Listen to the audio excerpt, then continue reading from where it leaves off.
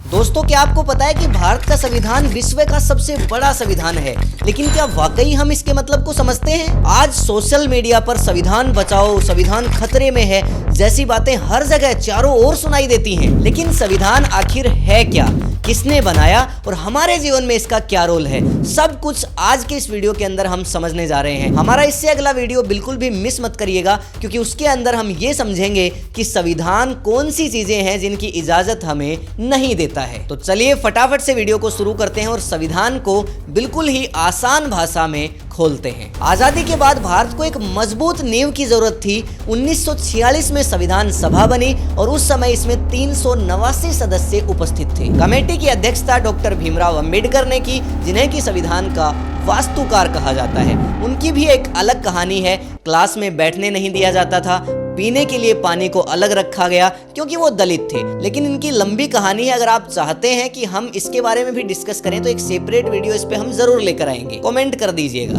2 साल 11 महीने और 18 दिन में ये संविधान बनकर तैयार हुआ। 26 नवंबर 1949 को इसे अपनाया गया और 26 जनवरी 1950 से लेकर के अब तक के आंकड़ों पे अगर नजर डाली जाए, शुरुआत में संविधान में 395 आर्टिकल, 22 पार्ट्स और 8 शेड्यूल थे। लेकिन समय समय पर अमेंडमेंट्स के बाद आज संविधान में 470 आर्टिकल, 25 पार्ट्स और लगभग 12 शेड्यूल हो चुके हैं। यही वजह है कि भारत का संविधान दुनिया का सबसे लंबा लिखित संविधान है।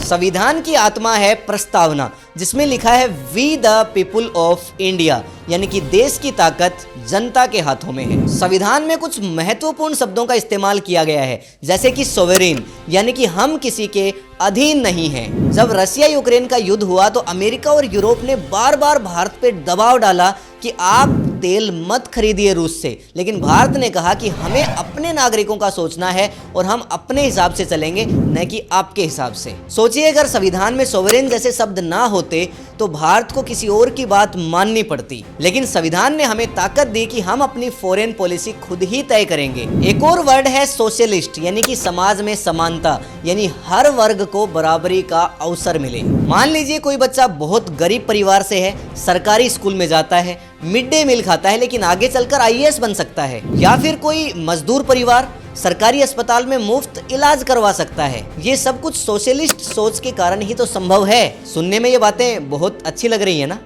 सच में हमारा संविधान इतना ही अच्छा है। यानी कि अगर सीधा कहें तो संविधान कहता है कि गरीब और अमीर दोनों को समाज में बराबरी के हक मिलने चाहिए। एक और शब्द है सेक्युलर, यानी कि हर धर्म को बराबरी का अधिकार, जो कि बहुत कंट्रोवर्शियल होता है आज के समय में। सोचिए, आप मंदिर जाते हो, आपका दोस्त चर्च में जाता है और आपका पड़ोसी है वो मस्जिद में जाता है। तीनों को अपने अपने हिसाब से अपने धर्म की पूजा करने का अधिकार है और ये राइट आपको संविधान देता है। इसीलिए सुप्रीम कोर्ट ने जब अयोध्या विवाद पे फैसला सुनाया तो उन्होंने कहा मंदिर बनेगा लेकिन मस्जिद के लिए भी जमीन दी जाएगी। यानी राज्य सिर्फ एक धर्म का नहीं, सभी धर्म का सम्मान करता है। यही है हमारा सेक्युलर इंडिया। एक और शब्द है डेमोक्रेटिक रिपब्लिक, यानी कि जनता के द्वारा चुनी गई सरकार। यानी कि जनता अपने नेताओं को चुनती है और चाहे तो बदल भी सकती है। आपको याद ही होगा 1977 में इमरजेंसी के बाद जब चुनाव हुए तो इंदिरा गांधी जैसी पावरफुल नेता को भी जनता ने बाहर बिठा दिया था सत्ता से। और 2014 में याद होगा लोगों ने कांग्रेस की जगह बीजेपी को क्लियर मेजोरिटी दी थी। यानी कि सरकार कितनी भी ताकतवर क्यों ना हो, आखिर में मालिक तो जनता ही होती है। यही है सच्चा लोकतंत्र, यानी कि डेमोक्रेसी। तो संविधान के 4 मुख्य उद्देश्य हैं। पहला उद्देश्य है जस्टिस, यानी कि न्याय। निर्भया केस आपको याद होगा, सालों बाद ही सही लेकिन दोषियों को फांसी हुई। यह सब संविधान के कारण ही संभव हो पाता है। दूसरा उद्देश्य है लिबर्टी, यानी कि स्वतंत्रता। अपने हिसाब से सोचना, धर्म चुनना और बोलना, इन सब की आज़ादी आपका संविधान आपको देता है। जरा सोचिए, इस डेमोक्रेसी के अंदर शाम को फेसबुक पर पोस्ट डालकर आप सरकार की आलोचना भी करते हैं और सुबह वोट डालकर उसी सरकार को बदलने की कोशिश भी। ये सारे हक आपको संविधान ही दे रहा है। तीसरा उद्देश्य है इक्वलिटी, यानी कि बराबरी। चाहे गरीब हो चाहे अमीर हो, करोड़पति हो या रिक्शा चालक हो, अगर संविधान तोड़ा है, अगर कानून तोड़ा है तो सज़ा सभी को एक जैसी ही मिलेगी। कॉम्पिटिटिव एग्जाम्स में आपने रिजर्वेशन के बारे में खूब सुना होगा। ये इसी एक सोच का हिस्सा है कि सबको बराबरी का अधिकार मिले। चौथा उद्देश्य है फर्टेर्निटी, यानी कि बंधुत्व, भाईचारा। क्रिकेट मैच जीतने पर पूरा देश एक साथ भारत माता की जय एक सुर में बोलता है। वहाँ न कोई धर्म की बात होती है और न ही कोई जाति के बारे में, क्योंकि संविधान हमें बांटता नहीं है, उल्टा संविधान हमें जोड़ता है। अब हमारे संविधान की कुछ खास बातें हैं जो ज़रूर आपको जाननी चाहिए, और इस समय जैसे हालात हैं उसके हिसाब से तो ज़रूर जाननी चाहिए। मैं जो ये बता रहा हूँ बोल करके मुझे पता है कि आपको सच में अच्छा भी लग रहा है और बुरा भी।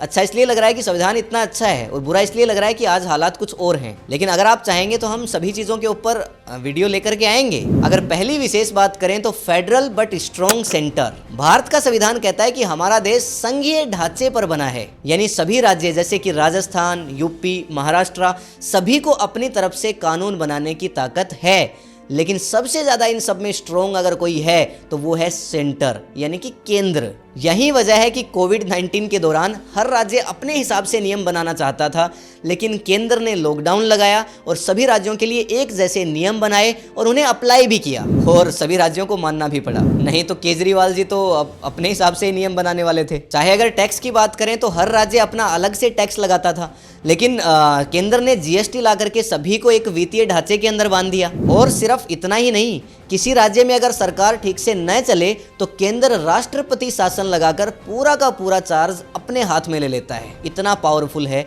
केंद्र। यानी भारत का संविधान संघीय तो है, लेकिन केंद्र हमेशा उसमें मजबूत बना रहता है। दूसरी विशेष बात है पार्लियामेंट्री डेमोक्रेसी, यानी कि जनता वोट डालकर अपने प्रतिनिधियों को चुनती है और वही प्रतिनिधि संसद में बैठकर सरकार बनाते हैं। और 1977 में इमरजेंसी के बाद इंदिरा गांधी जैसी नेता को हार मिली थी, ये देख लो। या फिर आपको 1999 का केस याद ही होगा, जब एक वोट से वाजपेयी सरकार गिर गई थी। यानी कि सीधा मतलब है पार्लियामेंट्री डेमोक्रेसी में नेता मजबूत हो सकते हैं, पावरफुल भी हो सकते हैं, लेकिन अंत में जो कुर्सी है वो जनता के भरोसे ही टिकी होती है। फिर आते हैं हमारे फंडामेंटल राइट्स। ये वे अधिकार हैं जो हमें इंसान से नागरिक बनाते हैं, जैसे कि right to freedom of speech. ये वही अधिकार है जिसके कारण किसान आंदोलन और सीए प्रोटेस्ट के दौरान लोग अपनी बात खुलकर रख पाए। इन दिनों भी एसएससी स्टूडेंट्स खुलकर प्रोटेस्ट कर पा रहे हैं, तो बहुत काम का है ये अधिकार। जैसे कि राइट टू इक्वलिटी, यानी कि सबके लिए समानता का अधिकार, इसकी बात हम वीडियो में पहले कर चुके हैं।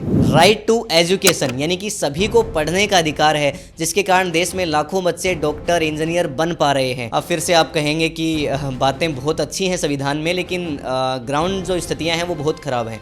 सही बात है, लेकिन आज बात संविधान की हो रही है तो बताना ज़रूरी है कि हमारे राइट्स क्या हैं। और इन सब में सबसे महत्वपूर्ण है राइट टू कॉन्स्टिट्यूशनल रेमेडीज, यानी कि अगर कोई आपके अधिकारों को छीनने का प्रयास करे तो आप सीधे सुप्रीम कोर्ट का दरवाज़ा खटखटा सकते हैं। इमरजेंसी के समय जनता को इसी ने बचाया था। फिर संविधान में एक और महत्वपूर्ण चीज़ है directive principles of state policy, यानी कि संविधान किस तरह से व्यवहार करना है, स्टेट में क्या चीज़ें सरकार को करनी चाहिए, इसके बारे में भी बताता है। उदाहरण के लिए जैसे मिड डे मील स्कीम में काफ़ी सारे बच्चों को मुफ्त खाना मिलता है स्कूल में, या फिर मनरेगा जैसी स्कीम के कारण लोगों को 100 दिन के रोजगार की गारंटी मिलती है। यानी ये वे प्रिंसिपल्स हैं जो देश को एक आदर्श देश बनने की दिशा में कदम उठाने पे मजबूर करते हैं। और फिर आता है फंडामेंटल ड्यूटीज। संविधान ने आपको केवल अधिकार ही नहीं दिए हैं, साथ में कुछ ड्यूटीज भी दी हैं, कुछ जिम्मेदारियां भी बनती हैं आपकी, जैसे तिरंगे का सम्मान करना, रूढ़िवादिता सोच छोड़कर वैज्ञानिक सोच को अपनाना और पर्यावरण की रक्षा करना। सोचिए जब पूरा देश एक साथ अलग अलग जगह पर 15 अगस्त को झंडा फहराता है, स्वच्छ भारत अभियान में सभी लोग पार्टिसिपेट करते हैं, ये सब हमारी फंडामेंटल ड्यूटीज़ हैं जो एज ए सिटीजन नागरिक हमें निभानी चाहिए। अब संविधान का बेहद महत्वपूर्ण भाग मैं आपको बताने जा रहा हूँ, अमिटमेंट्स एंड कंट्रोवर्सीज, जो कि आज के दिन बहुत ही चर्चाओं में है, जिसका दुरुपयोग हमें देखने को मिलता है। और इसके अंतर्गत आता है कि संविधान को जरूरत पड़ने पर बदला जा सकता है और उन्हें हम कहेंगे अमिटमेंट्स। आज तक संविधान में 100 से ज्यादा संशोधन किए जा चुके हैं, जिनमें सबसे विवादित था 42वां संशोधन 1976 में इमरजेंसी के दौरान। वो एक ऐसा वक्त था जिसमें इंदिरा गांधी ने विपक्ष और मीडिया दोनों की आवाज को पूरी तरह से दबा दिया था। यहाँ तक कि न्यूज़पेपर की हेडिंग्स को भी सेंसर कर दिया जाता था। सोचिए क्या स्थिति उस समय रही होगी। उसके बाद आता है 44वां संशोधन 1978, ताकि जनता के अधिकारों को फिर से सुरक्षित किया जा सके। और इसमें कहा गया था कि सरकार अब इतनी आसानी से लोगों के फंडामेंटल राइट्स नहीं छीन सकती है। और फिर आया केशवानंद भारती केस 1973, जिसमें सुप्रीम कोर्ट ने साफ कहा कि संविधान को बदला जा सकता है, लेकिन संविधान का जो बेसिक स्ट्रक्चर है उसको नहीं बदला जा सकता। सीधा मतलब था, सरकार कितनी भी पावरफुल हो, लेकिन वो किसी कंट्री को, किसी क्या, इंडिया की बात हो रही है भाई, तो इंडिया को डिक्टेटरशिप नहीं बना सकती है। अमेंडमेंट्स पर बहस होना कोई बड़ी बात नहीं है, आज भी संसद के अंदर बहस होती है। जैसे कि यूसीसी, यानी कि सभी धर्म के लोगों के लिए एक ही जैसे लॉज होने चाहिए, पर्सनल लॉज की बात कर रहा हूँ। मतलब इस तरह के अमेंडमेंट्स आते रहते हैं और उन पे बहस भी होती है। जैसे कि 1 नेशन 1 इलेक्शन, यानी कि पूरे देश में एक ही चुनाव हो। केजरीवाल जैसे लोगों को आपने इसके ऊपर बहस करते सुना होगा। या फिर इन दिनों भी सरकार एक अमेंडमेंट लेकर के आ रही है, जिसमें 30 दिन तक अगर कोई जेल में रहता है, चाहे वो ईडी के दुरुपयोग से ही रहा हो, लेकिन बाद में उसको अपने पद से इस्तीफा देना होगा। अब आपको पता ही है कि पिछले दिनों कौन कौन जेल में रह करके आ चुके हैं, और अगर ये अमेंडमेंट आ जाता है तो क्या होगा। खैर, इस पर एक बड़ा वीडियो और हो सकता है, अभी तो केवल संविधान के बारे में ही बात करते हैं। अगर आज के समय की रिलेवेंसी की बात करें तो संविधान आज हमारे समय सच में बहुत ही ज़्यादा इम्पोर्टेंट हो चुका है। आए दिन हम विभिन्न प्रकार के मुद्दों से जूझते हैं और उनका हल केवल हमें संविधान दे सकता है। जैसे कि फ्रीडम ऑफ स्पीच वाले हिस्से को देखा जाए तो कई सारे पत्रकारों पर एक ट्वीट करने को लेकर के, सरकार की आलोचना करने को लेकर के यूएपीए जैसे कड़े कानून लगा दिए गए। यानी कि बोलने की आज़ादी पर सवाल जरूर उठते हैं, लेकिन संविधान हमें फिर से याद दिलाता है कि अभिव्यक्ति की आज़ादी हमारी सबसे बड़ी ताकत है। रिजर्वेशन सिस्टम को देख लीजिए, हर साल नीट या यूपीएससी कट ऑफ के लिए एससी, एसटी, ओबीसी और जनरल के बच्चों में बहस होती है। कुछ लोग कहते हैं कि रिजर्वेशन काफ़ी अच्छी चीज़ है, लेकिन कुछ लोग इससे सहमत नहीं भी होते हैं, खराब बताते हैं रिजर्वेशन को। लेकिन संविधान ने तो शुरू से ही कहा है कि जब तक समाज में असमानता है, जब तक सभी के पास बराबर रिसोर्सेज नहीं है, तो रिजर्वेशन एक तरह का टूल है जो समानता के अधिकार प्रोवाइड करवा सकता है। अगर जुडिशरी वर्सेस गवर्नमेंट की बात करें तो पिछले दिनों सुप्रीम कोर्ट और सरकार के बीच खींचतान हुई जजों की नियुक्ति को लेकर के। यह दिखाता है कि संविधान का सेपरेशन ऑफ पावर्स क्लोज आज भी कितना रेलेवेंट है।